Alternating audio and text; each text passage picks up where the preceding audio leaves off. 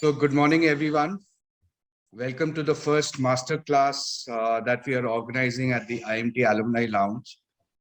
We have our speaker today is Jyoti Prakash Sahu from the 2002 batch. He has been a lifelong learner, a PhD scholar currently on customer experience, and that's what he's going to talk about. He has huge experience in GTM. He's worked as a sales coach and trainer. He loves music. He's been into sales promotion, brand activation, Salesforce automation. He's been a key account specialist, a talent management professional, and he loves to call himself a spiritual maverick. A career that has spanned about 27 years in sales and business development and marketing. He's worked with food and beverage companies, alcohol companies. So that's very interesting. FMCG technology in companies like Hindustan Lever, Pernod Ricard, Britannia, Dabur. He's currently a co-founder for 3 startups and in different spaces. The companies that he's running currently is Lighthouse Partners, Successful Sales Team Curator, Sales Evangelist is the name of the company, and a sustainable fashion and handloom brand. So welcome, Jyoti. Thanks for taking out your time, and over to you. Thank you. Thank you so much for those kind words, Debashish. I hope I'm clear and audible. Yes, absolutely. Thank you. Noreen, can you share the slide, please? Sure.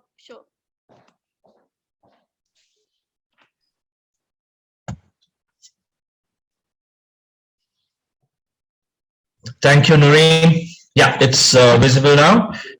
We can proceed.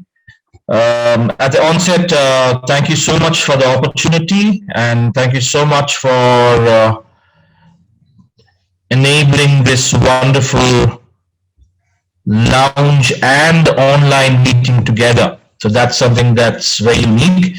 Thank you all for coming on Sunday morning. I understand. This I will attempt to make it as interesting as possible for you to take back after this half an hour. So the topic that we will be talking about and trying to decipher is customer experience and what it holds for us in our lives in the future. Next slide, please. I'm sure you would have had a chance to go through the pre-read. If not, I'll just take you quickly through what is experience and where did it start all? What is the background? Way back in 1993, if you look at the horizon, that's almost like 23 years back, when a gentleman named Joe Pine, you can click on till all the animations and everything are there. Keep on clicking.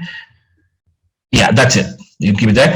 Okay, so it was in 1993 that Mr. Joe Pine, who is also the author of many books like Mass Customization and Experience Economy, was addressing a group of very bright consultants from the IBM Advanced Business Institute, and that's when he professed the words saying that if goods were to be mass customized, then obviously it will automatically turn them into a service.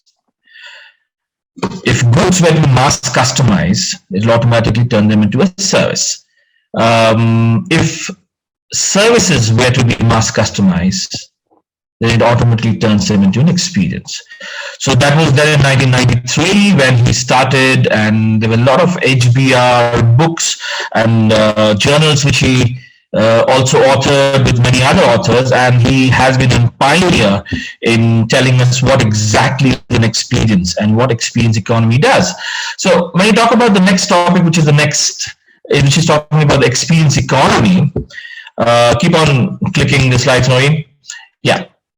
So when you look at experience economy, this is what HBR talks about. I will not dwell deeper into what exactly are the four realms of experience, but let me tell you what pops out in this slide are two words which I have underlined in bold and in italics. They say relate, and the second is engage. Now let's try to understand a little bit about what engage means. Let me give you an example. I'll try to make it as personal as possible. Now this is a friend of mine who was trying to buy a car. Who's trying to buy a car? This post pandemics. Yep. For a minute to mute everybody. Yeah. ये change कर रहा है. मैं अभी factory में ही था. Shivam, would you mind muting yourself? पहले कितना पावर फैक्टर था? Shivam? Yeah, no, it's possible for you to mute everybody? कम कितना हो गया कि ये चेंज कर रहा है? Sure, I'll mute. हाँ. हाँ. अनिल में. Yeah, thank you. Thank you so much. So I'm talking about a couple of words which popped out from the slide. They are relate and engage, and I'm talking about what engagement actually means.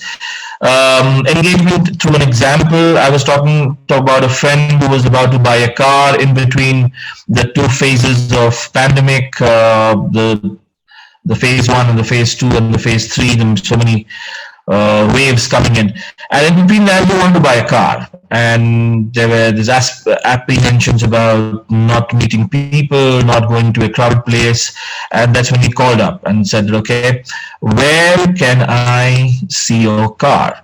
And that's when the offer came from the showroom saying that we can deliver you the car at your doorstep, and you can have a look at the car at the leisure of your home instead of coming to a showroom and rubbing shoulders with a lot of people.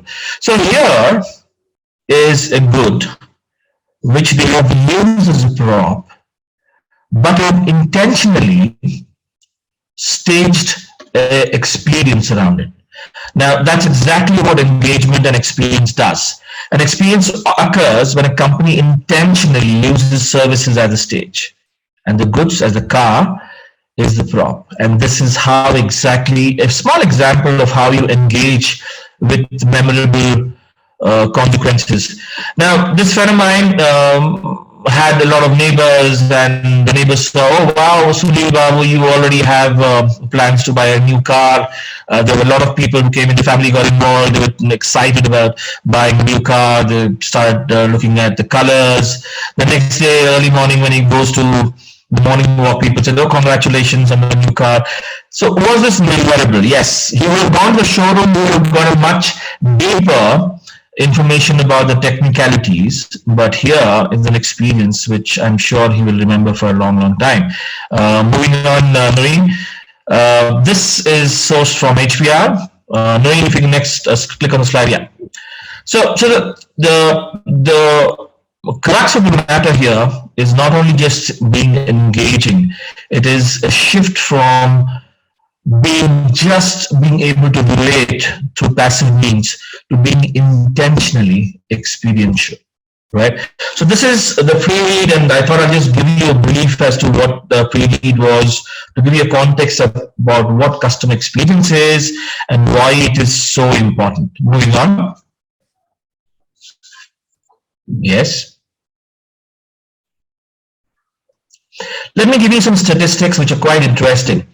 I picked up some statistics to give you a flavor of things to come and what it is at present. If you look at some statistics of customer experience, only 24% of the customers believe businesses treat people's personal data in an honest and transparent way. There is a huge amount of trust deficit amongst the customers as to why would they share the data. I don't want people calling me on my number every day, and I will not solicit the calls at all. I have not asked and given you permission. Number two, 52% of enterprise organizations cite that lacking a unified view of the customer and their journeys is a top challenge for effectively measuring customer experience. Now, the crux of the matter or the point here is how, if it is not measured, you don't know whether it has been implemented in your organization. And adoption of customer experience, as much as it is important, it starts with the fact that you need to measure it. And that is where a lot of organizations are saying that we cannot measure because the customer journeys are very difficult and there's a unified view, even if you have a customer segment and a customer persona already defined. Number three, customer satisfaction rating for live chats are usually higher than all other support channels. The reason probably is because of the human nature, the speed and the conversational nature, and this is also the preferred channel among millennials. Next, if a customer is not satisfied, 30% will tell 15 people that they're not happy. On the other hand, 72% of the customers will share a positive experience with 6 or more people. So that's the power of having a good or a bad, positive or a negative customer experience. Now everybody's vocal. Yeah. Next slide. Some more statistics. This is one of the most important ones. I'm sure many of you would have worked in organizations starting off as a salesperson or a marketing person, and we would have seen the quintessential problem of lack of alignment between sales and marketing teams. I'm sure you have many stories to tell about how the marketing team comes back and tells you that, okay, your funnel is not robust enough. Your WOD or your distribution is not exactly up there, and that's where we're losing market share. I'm sure the salesperson goes back and tells them, what have you done to get demand generation up? How have you connected with my customer who is already in the bag? This question and this debate goes on, but the question here is, this is an age-old problem. And as a result of it, we have the statistics in front of you. 60% weaker financial performance, 59% poorer customer experience, and 58% reduction in customer attention. These are statistics which are researched and given to you. Moving on. So the question here is, how do you align sales and marketing teams? So that is exactly where customer experience, the solution lies. Unless you have a customer experience strategy and vision, it is probably extremely difficult within organizations to align everybody in the organization on one unified mission and a vision. For a typical $1 billion company, an investment in customer experience can expect an additional $700 million within 3 years. 88% of marketers say that customers and prospects expect a personalized experience. So personalization is something that, what is it for me? I don't want to be a statistic. I don't want to be like any other customer. So that's what the customer is expecting. And it's becoming more and more vocal. Moving next. Yeah. So company with strongest omni-channel customer engagement strategies retain an average of 89%. So let me try to explain what the difference between multi-channel and omni-channel is. So if you are present in the right places, like you're present in an application in a mobile, you're present on the web, you're present in other places where the customer would want to see you, then you are present in a multi-channel environment. But omni-channel is much more deeper than just being there as a marketer in the multi-channels that people are looking at. So we'll get to what omni-channel strategies are. Next slide. Yeah, so this is the last of the 4 statistics. 52% of customers are less likely to engage with the company because of a bad mobile experience. Well, the biggest game changer in marketing and in customer experience has been the smartphone. The smartphone has been ubiquitous. It has been omnipresent. Most of the customer journeys start there, if not end there. But you cannot dismiss the fact that a mobile phone and a smartphone is an integral part of the customer journey. So if you have a bad mobile experience, you can kiss goodbye to all the investments from the customers.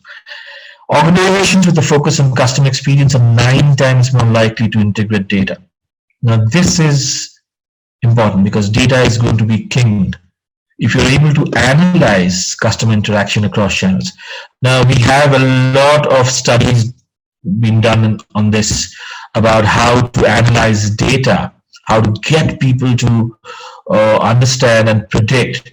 But data is not just about getting data. Data is much more beyond that. It talks about moving from automation to prediction. We'll come to that.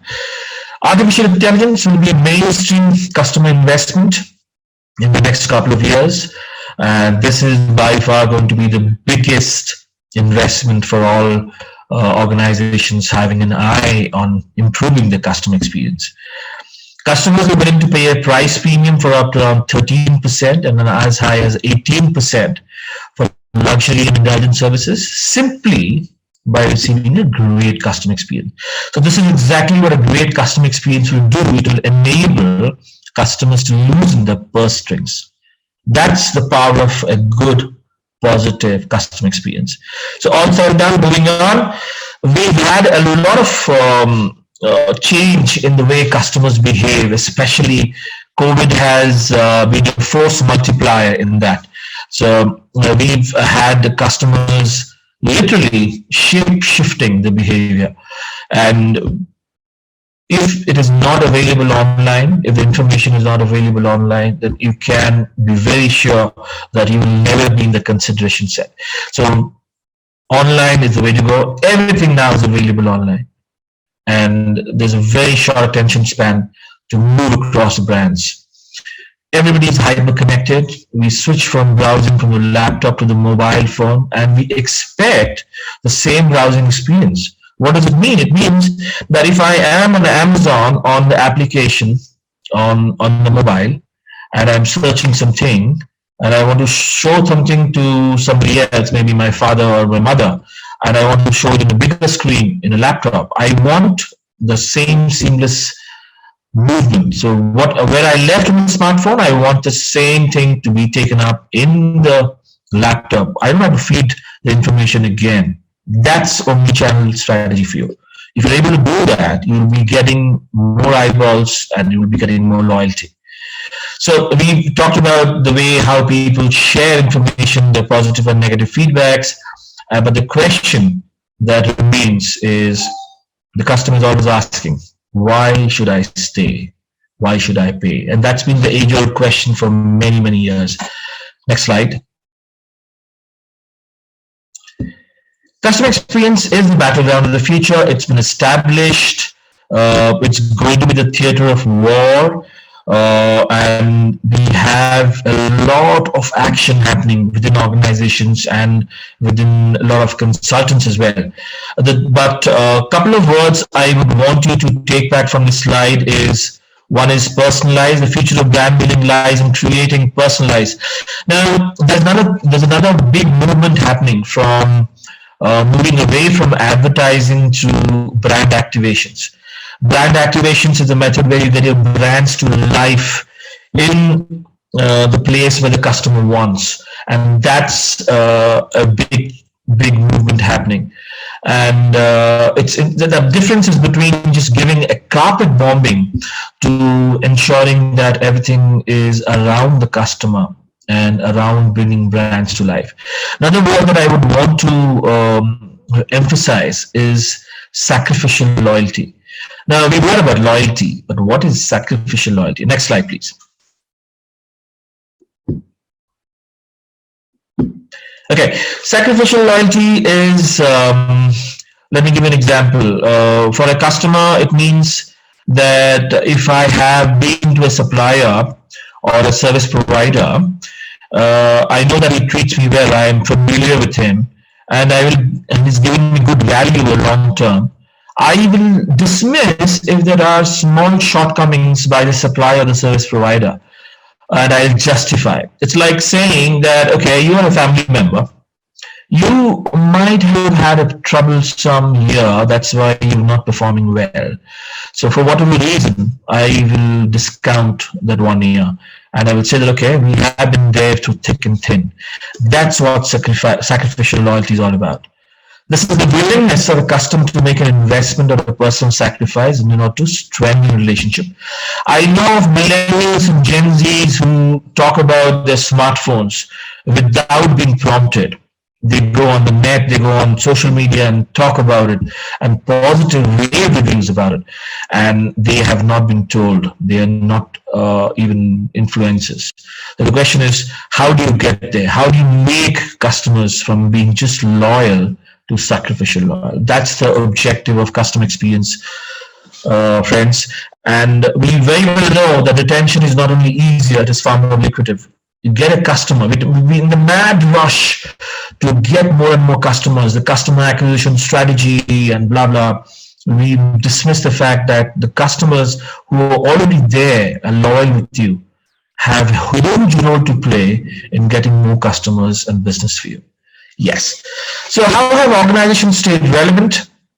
So this is not me saying, this is a lot of the big four and the other consultants saying there has been a huge increase in digital interventions in the customer journey.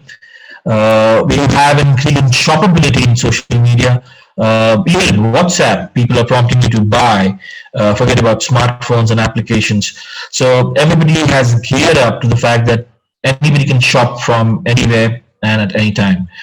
Consistent omni-channel customer experience and most importantly, being agile to capture the consumer insights. Moving on, next slide. So this is what KPMG says. I'll just give you the crux of the matter. Just you can click on the slides, Noreen. The entire slide can be up. No, you've just gone back. You can, yeah, move forward. Yeah, click. You can keep on clicking. Yeah, you can stop there. So this is what KPMG says. All I can say is KPMG is talking about reimagining customer experience and talking about engaging and driving loyalty. The same things that everybody is saying, but here we're talking about a little bit different. We're talking about demonstrate a purpose. Any purposeful brand will have a story to tell, which will have much higher loyalty. So that's what KPMG is saying. Moving on. Next slide. This is what E&Y is saying. Apart from customer experience, engagement, the last mile challenges, it is asking organizations to run businesses like a digital leader. It is not about just implementing technology to improve customer experience. That's what E&Y is saying. Next slide. This is what Accenture is saying. It's saying that turning motivations into motivators. They've got a huge grid, quite complex. But the crux of the matter is saying that companies must recalibrate, reimagine, rethink, and re-engineer the way to do business, because customer has to be the center of all. The reason I've put on the slides of these consultancies is we need to understand that customer experience as a function within organizations is still a part of a marketing department. Do we have divisions within organizations who are specialists in customer experience? There will be very few. It's like 25 years, 20 years back, there was this role about business analysts coming up. We didn't know what this person was supposed to do, but right now, after 2 decades, we know very well. Similarly, with customer experience, there are no footsteps to follow. Organizations want to implement, but don't know how to do it. And this is exactly where Accentures and KPMGs and BNYs of the world are providing service to many organizations wanting to go on that journey. So this is where the most of the knowledge repository lies. So I thought I'd just tell you the reason. Moving on to the next slide. So let's quickly come to the future.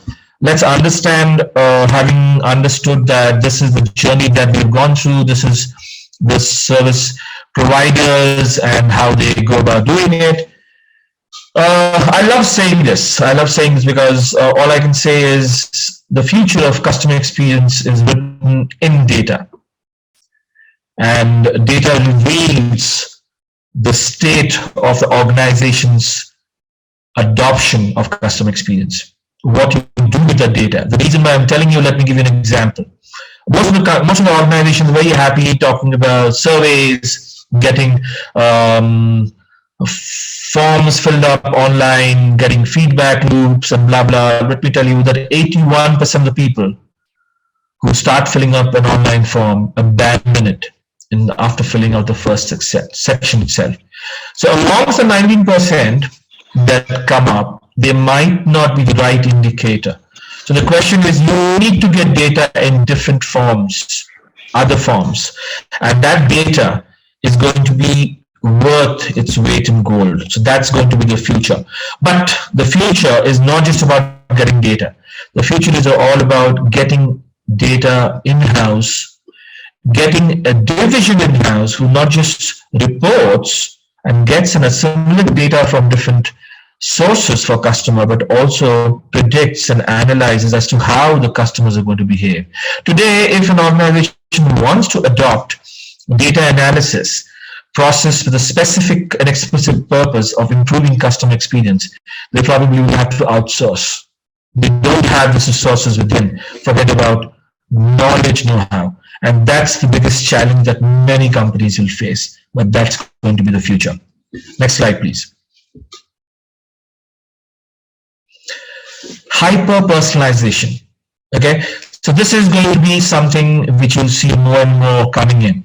And as consumers and as leaders in organizations, you would have seen this already there in your face. So it's not about having data to show you advertisements which are relevant to you when you're browsing the web or in the application. It is not about showing you relevant advertisements. It is about predicting the needs by the basis of behaviors of the customer that you're trying to pursue. This is all about co-creating customer journeys.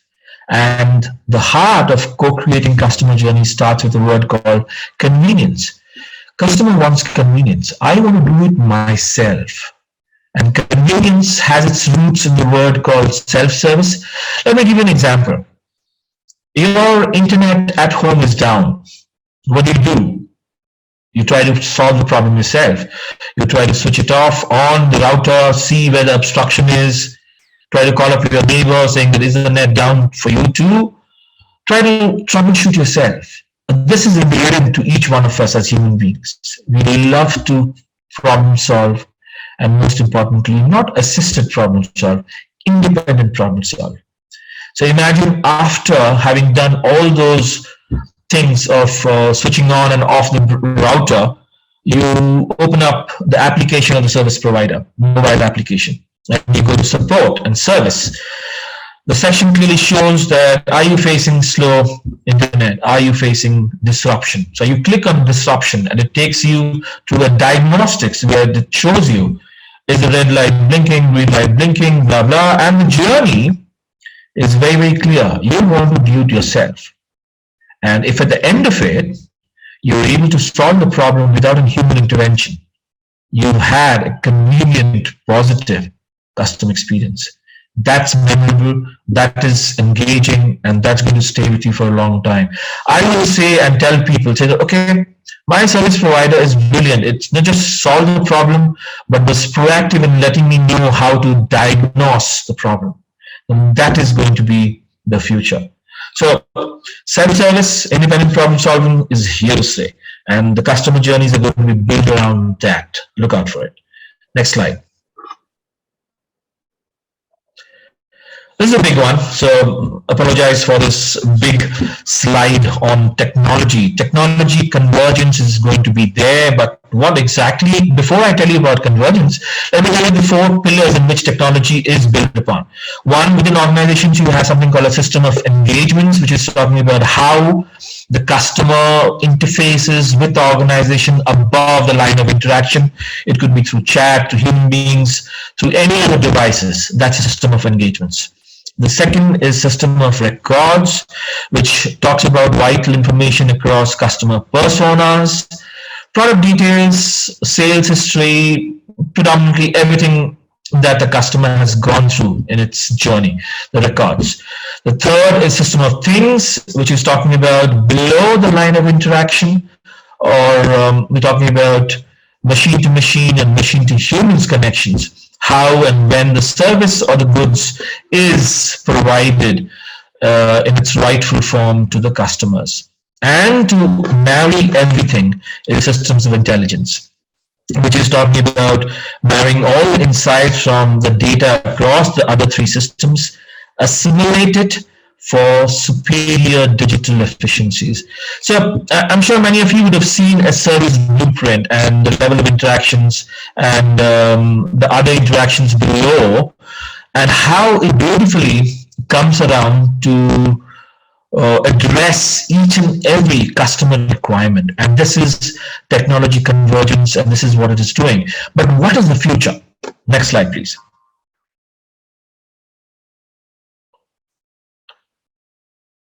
Yeah, the future, the question that we need to ask as organizations is, what is the purpose of technology convergence? Is it to build efficiencies within organizations, or is it to create seamless customer experience? Everybody craves and wants a human touch. There's been a plethora and a lot of digital interventions, but what customer wants are human touch. There's something which is doing the rounds in the technology world called CPaaS. It's a communication platform as a service. This is going to be a game changer. Imagine you are asking as an organization to another consultant saying that I need a service which integrates everything, the WhatsApp, mobile phone, laptop, everything into one platform. It's as good as asking, saying that, okay, I need a painting and this is what I want as a customized painting. But CPaaS is much more than that. It gives you a blank canvas and tells you that these are the elements that you can plug and play. You don't need heavy integration. You don't need a lot of API codings and the likes to do it. I'm giving it to you. I'm giving you the right to paint like a artist, and you can do it on your own and you can change it on the fly. That's what CPaaS is doing. Have a look at it if you've not done right now before. CPaaS is going to stay and it's going to be the future. What we're looking at is convergence. We're talking about convergence not just of the call center, the contact center. We're talking about convergence of contact center, customer experience, and CRM. So this is all about aligning technology and data to provide a unified end-to-end customer engagement experience. But this is what customer experience is going to be when technology convergence is truly imbibed in organizations. Next slide. All right. One of the most important pillars of the future is employee experience. It's all about aligning employees to business goals. Remember the example I talked about, the sales and the marketing teams loggerheads at each other. So this is the unified employee experience we're talking about. We need to be open and transparent, and that shows the adoption levels, the maturity levels in organizations of customer experience. We can design processes to drive customer loyalty, and this could be your rewards and recognition. Remember that if you design processes and it makes jobs easier, that shows that the employees are able to give and provide a good customer experience. On the flip side, if the jobs is easier, the employees struggle to do the job, it ultimately reflects in poor customer experience and hence customer loyalty. So we very well know that happy employees means happy customers. Next slide. This is going to be the future. HBR talks about it as well. So customer experience and employee experience are now the two of the biggest driving forces of business. Next slide. I've given a different slide to artificial intelligence and not combined with technology, because Artificial intelligence, as you see in one of the statistics that I mentioned, most of the organization are going to invest. We know about chatbots. Now, let me give you an example. The last time I've shopped in a self-service environment, it was a garment store. I had somebody following me, and it was irritating. It was saying, "Can I help you?" So they had a reason to do that. So they were trying to help me and connect me to the right section. But I found it intruding. But imagine doing it on the net, and you have a chatbot. You don't find it irritating sometimes. Most of the times it is helpful because it's a animation. It is there popping up, if possible, in a personalized manner, talking about what you need with your name in it. And I don't find it irritating. I find it helpful. So that's going to be the future. But remember, most of you are sales guys, no? Most of you are marketing guys. Imagine a virtual sales agent who is prospecting and prospecting and qualifying whether it is becoming a lead or not. And that's something which has happened of late. So you have virtual sales agents enabled by AI speaking to prospects and probable customers without any human interventions. Human interventions only come when that prospect has become a lead. You can click on Noreen. So assistive technology has become simple and enjoyable, but the biggest thing since the invention of sliced bread is something, you can click on Noreen, is something that I would want to profess is AI integrated into CRM platforms. Now we've had CRM platforms. Imagine you have AI which not only assists and captures insights real time, but is able to give you predictive analysis on the fly and is helping customers based on their behavior suggest what they should be buying. And it is a quintessential problem of not selling, but assisting customers to buy. You can actually see that happening with AI integrated CRM, and that's going to be the future. Next slide. Advocacy, one of the biggest, you know what advocates are. Advocates represent you in the best form, and they talk about the good things about you. And we know that from loyalty to sacrificial loyalty is what our motto, our aim is, are the North Star is for us. But remember that getting from loyalty to sacrificial loyalty is a long journey. To get them to become advocates, you need to have positive human interventions resulting in great customer experiences. So what are organizations doing? The organizations and businesses are involving consumers in shaping, influencing, building, and co-creating the overall brand. The last time I saw it was, I take keen interest in FMCG. I saw Cadbury's and Mondelez asking consumers to send their recipes of a new chocolate. And the person that won was a flavor of mint and chocolate.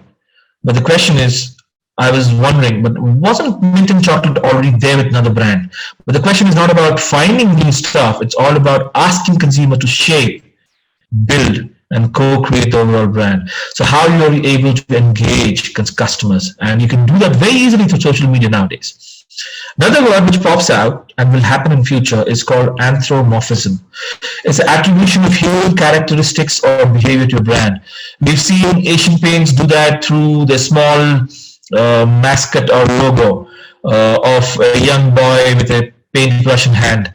And we've already associated that. We know the Amul, how that small girl has entertained us forever. So you would have brands not just talk about attributes and characteristics of humans, but they will go in long way in making you understand that that brand is not just a brand trying to sell. It is trying to relate and engage with you in a different level, which is not being able to, you can say, decipher or copy by anybody else. So that's one. Another interesting fact that I'll just bring to you is digital influencers. It's very difficult to get people to be influencers, celebrities especially. You will have organizations and brand management teams build digital influencers which are not people. they could be digital avatars, they could be people having just an account, or it could be a fictional account in Instagram. Imagine you're able to do that and you have followers over the years. You can create a lot of ripple in your followers once you're able to do that. The crux and the point that I'm trying to make is consumers crave human to human touch. Technology is an enabler, but yes, human to human interactions are going to stay, and that's how you're going to build advocacy of customers. Next slide, please. So, in summation, all I can say is hyper-personalization, not at the cost of intrusion and privacy. That's the future of CX. Customer experience is a two-way street. It is we've had organizations who try to be rigid and say that, okay, customer journey is this. This is my main marquee customer journey. This is my customer persona, and I'm going to fix my entire communication around it. But remember that consumers now are co-creating the journey. It is not about control. It is about design. That's going to change a whole lot. The most and the best important customer experience adoption initiatives are simple and measurable. I do not say more about employee experience. That's going to be the future. And customer advocacy and sacrificial loyalty are here to stay. Next slide, please. This is the last slide. As I told you, future of CX is already being written in data. Data is going to be of paramount importance. Customer experience is going to change and become more and more human. It's going to be human experience. We've had a lot of technology infusions in getting automation up and running, but it's not about automation anymore. It's all about prediction in the future. We have to move from customer satisfaction to customer delight. Customer delight is much, much more and beyond than customer satisfaction. We have to move from omni-channel marketing to omni-channel customer experience. And this is the future, ladies and gentlemen. And this is my last slide. I hope I was able to explain what are the elements of the future when it comes to customer experience. Over to you, Devashish. So we are open to questions now. Sure.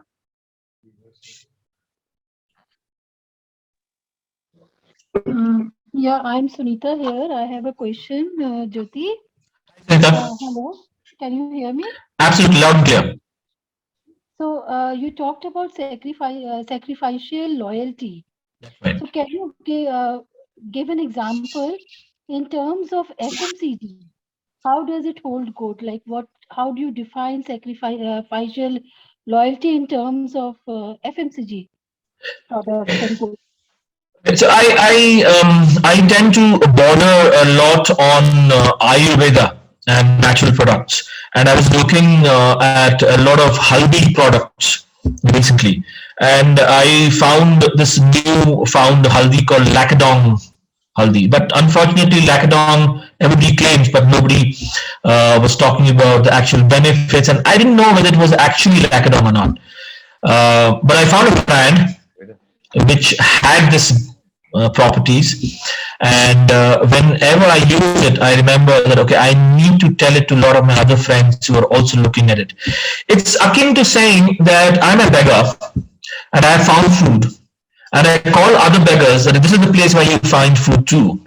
And that's what sacrificial loyalty is. You are not aided or asked or prompted to talk about the brand you're using in FMCG. It could be a new, imagine you going into sustainability and you want to use a product which is chemical free, and you suddenly find that product. What do? You talk to your like-minded people about this brand which is 100% chemical free, because everybody is trying to go there. So that's exactly what sacrificial loyalty does. It helps you propagate. I hope, Sunita, I'm able to explain.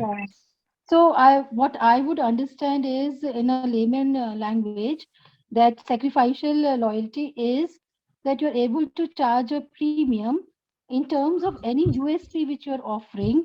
It could be in terms of any ingredient, or it could be in terms of any packaging, It could be anything, but anything which is, unique, or it is giving an edge to the product.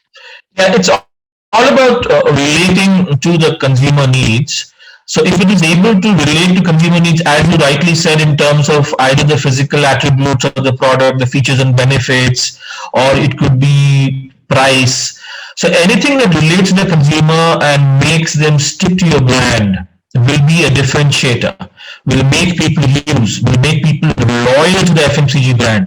But sacrificial loyalty goes one step ahead. It says that, okay, I'm not only loyal to you, you as a product might be 20% extra or expensive than the other people in the horizon, but I'll still use you because I like you, I relate to you. And hence, not only I will use and be loyal to you, I'll talk about you to my friends and people I influence in my circles. So that's sacrificial loyalty. I hope, Sunita, I'm able to distinguish between loyalty and sacrificial loyalty. Yeah, okay. Yeah, Yeah, yeah. thank you. Yeah, Rahul has raised his hand. Rahul, Hi, sir. Good morning, sir. And good morning. Good I'm morning. Rahul Mishra from leading CRM platform, sir. We are already working towards building CPAD and AI in our CRM platform. Glad to hear that. Yes, put together.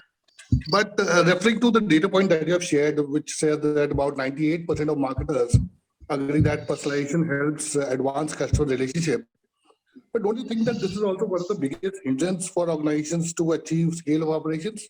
So my question is, just want to understand how we can build a right balance of personalization while building a standard product brand.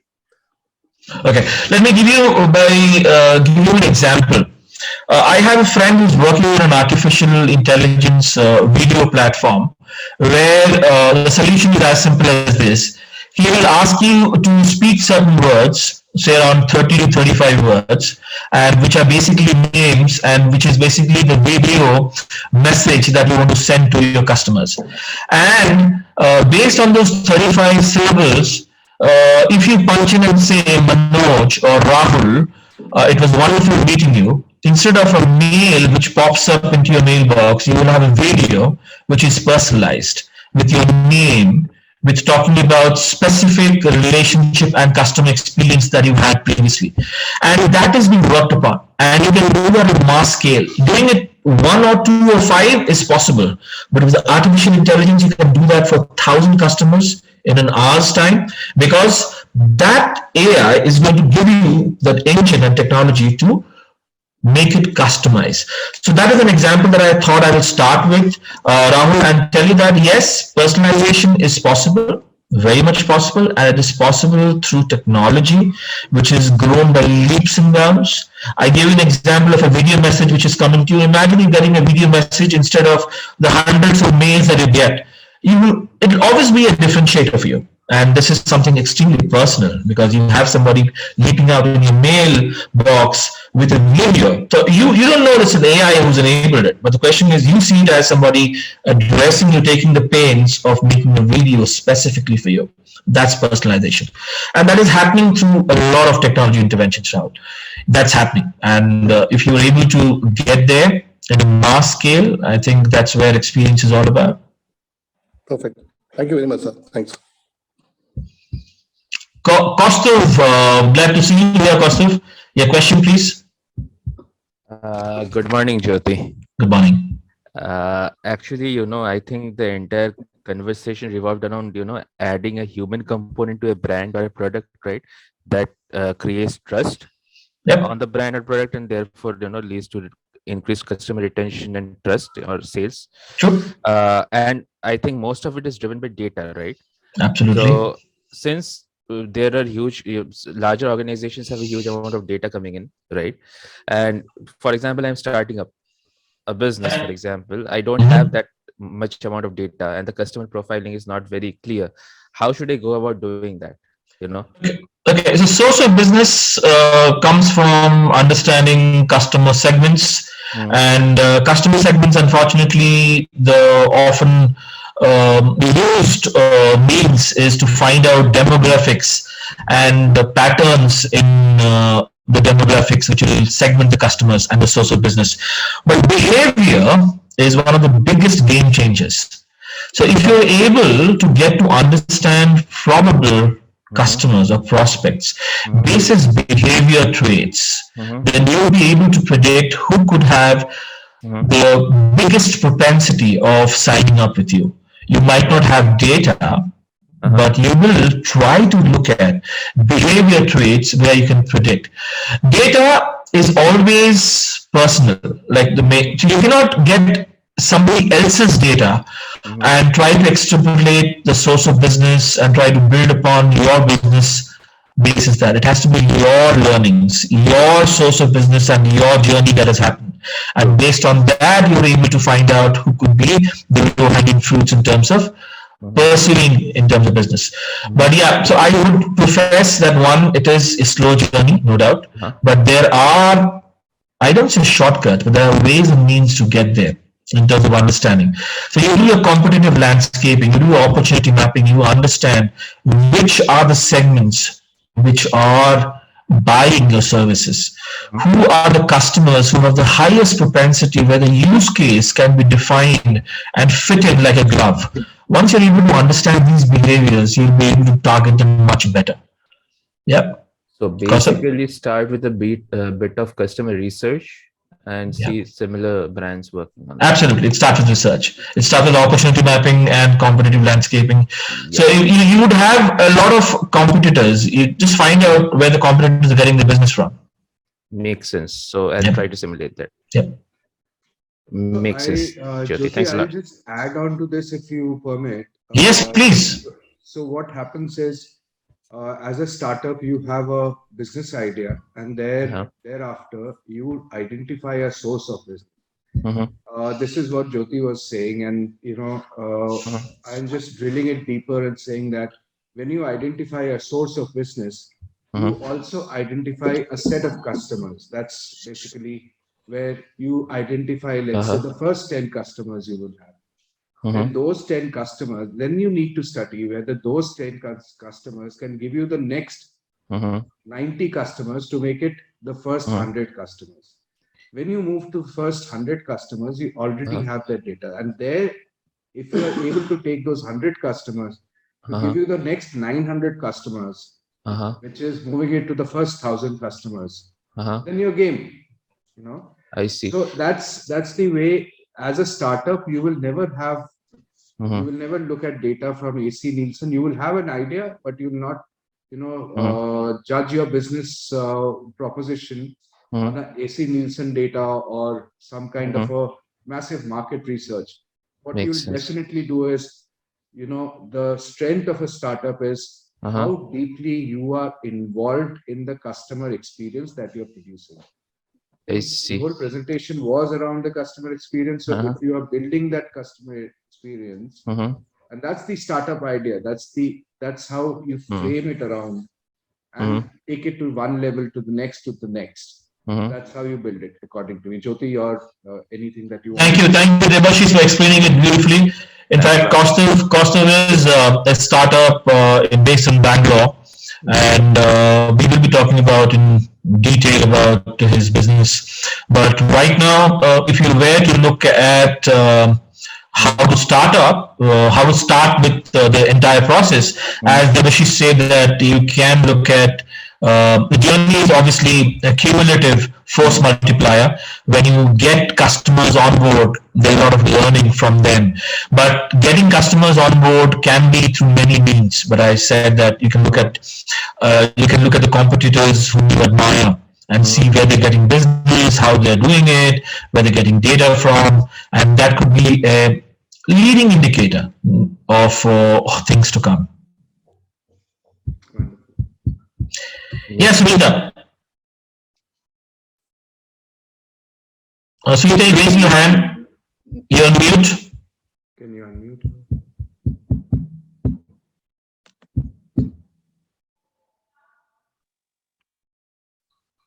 Yeah. My question is about revolves around the online shopping. Like so many online shopping is also evolving over the time. Now, what are the need gaps do you see in online shopping so that we have the customer experience which improves customer experience or takes the customer to a customer delight level? Okay, so one of the biggest things is everything starts with a smartphone. The smartphone has changed a lot of things in terms of where and when anybody can start shopping at the click of a button. And you have applications, you have web applications, you have other things which enabled it. But the question is, people are seeking information. People are seeking a need to be fulfilled, as you rightly said. But the question is, how seamlessly can we enable that? How can you predict that this is exactly, so you already have Google prompting you saying that the last search word is so and so, would you mind looking at this, and there's an advertisement popping up. So there are a lot of things which are happening already, but the question is if you can do it in a much more personalized manner, which is much more relevant to you, that will ensure stickiness. And if you're talking about stickiness, that's the first route to loyalty. And from then to sacrificial loyalty, and then to customer delight. The customer delight is something that goes beyond the expectations.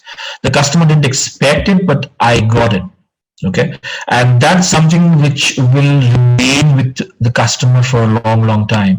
Is it difficult? I think it's not easy at all to get customer delight. And in the online world, yes, omni-channel, moving from one device to the other seamlessly. Today, you even have inserts on YouTube, which increases your shoppability. Is this a need? I think it could be for a different set of customers. The question is, you need to be present everywhere, and you don't know. So the rub off is, if you're not present, then obviously you're not getting satisfaction. But here you're talking about much, much, much beyond satisfaction. It's the customer delight, and you have to work really hard. Businesses, brands have to work really hard to get there. I think, yeah, it's a difficult one, but we're getting there. Technology, data, and other things will enable customer delight to happen. And this is going to ensure a lot of sacrificial loyal customers in future. So what comes to my mind after hearing you, like in the initial bit, you talked about visiting a store and you had the salesperson coming and asking, may I help you? And it sounds intriguing.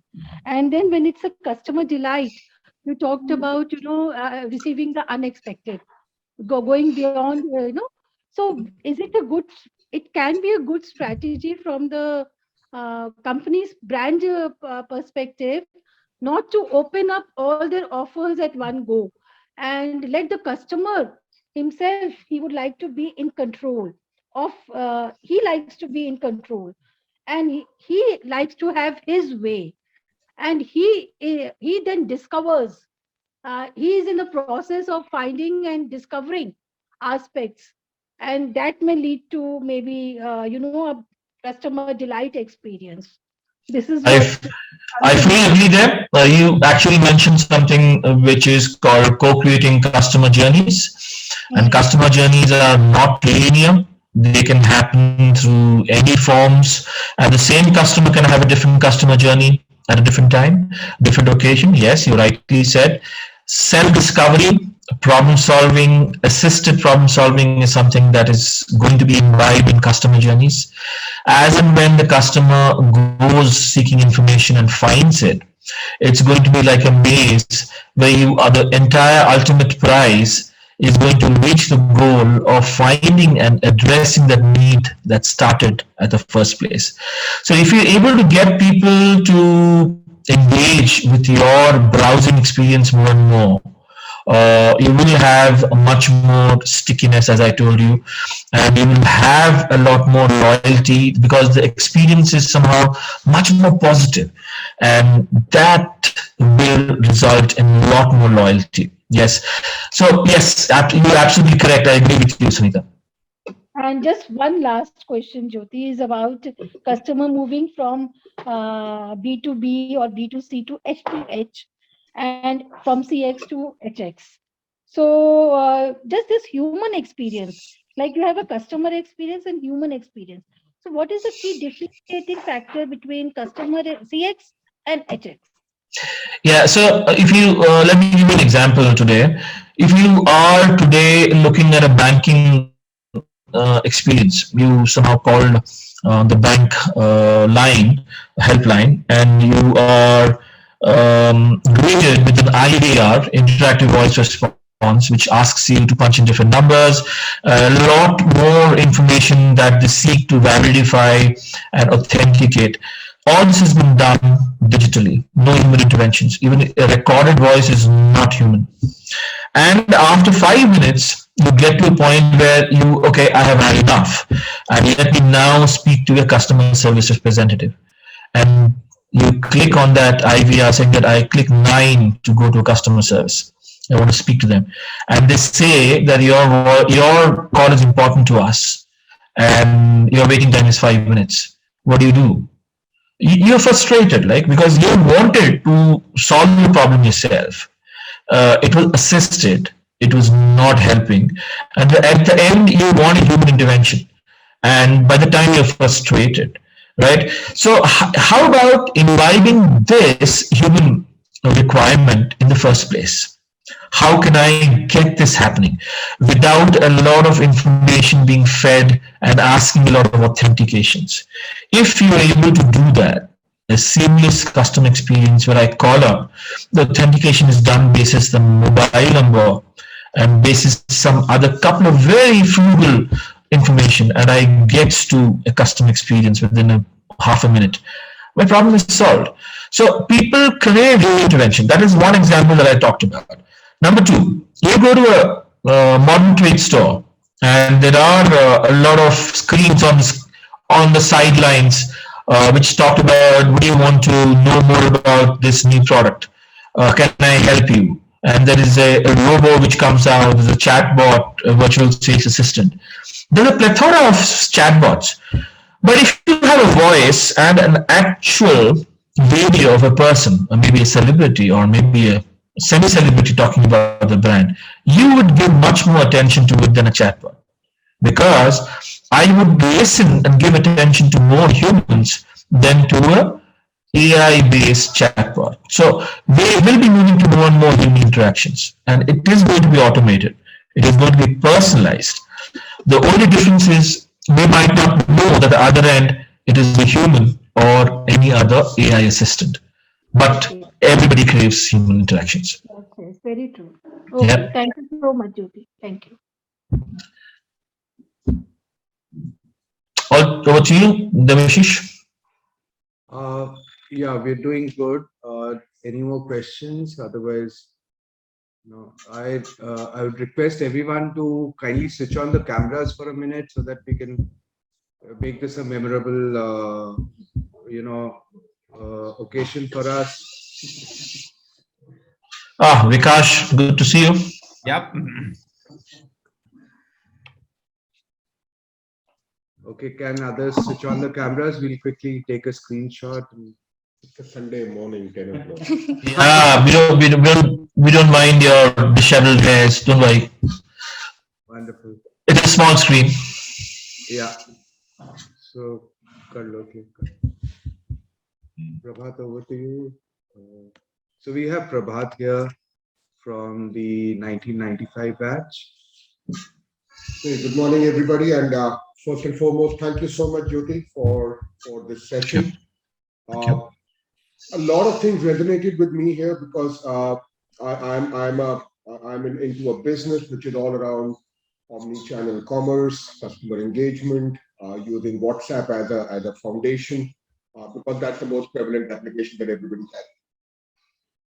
Apart from that, I think what is important to highlight what Jyoti talked about is the unique mix of technology generating data turning into information over a period of time becoming trend becoming insight, and then the entire organization, different stakeholders work on that insight to understand what is it that the customer is actually looking for. Somewhere I also felt that the correlation between what the customer is trying to say in an unsaid manner is equally important to capture. Not every time is the customer forthcoming to give you feedback. So I think that's important. But I think this entire session opens up a lot of ideas in terms of how is it that we can align our organization, as in the structure of the organization, however big or small it may be, technology that is available at our disposal, the communication channels that are available at our disposal. And omni-channel is far, far deeper, like Jyoti rightly said. Having consistent experience and the ability to seamlessly switch from one device or a channel to another device is what businesses are going to be doing, or however big or small they may be. It is not, this omni-channel customer experience is not an untouchable for the smallest of organizations. And for the largest of organization, it is something that they anyway can't do. So I think it was time well spent. Thank you so much, Jyoti, for this. And I hope that more and more people can contribute to sessions like these in terms of either sharing their own experiences, like as Sacrificial did, in the garb of giving a thank you quote, and also make it far more interactive going forward. Thank you so much, friends. Thank you. Thank you. Thank you. Jyoti, wonderful session. Thanks a lot. Thank you so much, Abhishek. Thank you for the opportunity. Thank you, Prabhat. Thank you, everybody. Bye. Bye. Thanks. Bye-bye. Bye. Bye. Thank you.